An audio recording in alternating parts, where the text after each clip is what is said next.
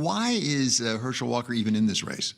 Well, because he's the Republican nominee, and that's what Donald Trump wanted, and so he got what he wanted. And so now everybody who is a Republican in Georgia are kind of stuck having to vote for a guy who they just want to vote for a Republican, and he just happens to be the nominee. So there are a lot of people who are swallowing big pills to vote for him. And as you mentioned earlier, Jeff Kemp, the governor, has an ad out where he actually says, he didn't even mention Herschel Walker's name. He just says, vote for the Republican. And that's what is happening in Georgia today, is that people who will cast a ballot for Herschel Walker are doing it because they want a Republican, and that's it. So Jeanne, I'm going to ask you the same question.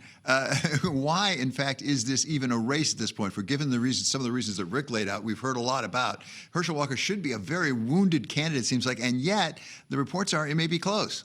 Yeah, it's because Georgia is a swing state. And to Rick's point, you've got Republicans who are going to hold their nose and vote for Herschel Walker because he is the Republican. And that's why we've seen Raphael Warnock and the surrogates try to make this less a referendum on the Biden administration and Warnock as Democrat in a democratically controlled Senate, and more as a choice between a flawed candidate and a flawed personality in Herschel Walker and Raphael Warnock, this incumbent senator. And of course, my big question as we come into this last day of campaigning here is, where has Herschel Walker been over the weekend? He was largely absent from the campaign trail. We talked last week, he was largely absent over Thanksgiving. He's not talking to the press too much. And on the other hand, you have Raphael Warnock out there stumping, working hard to turn out voters.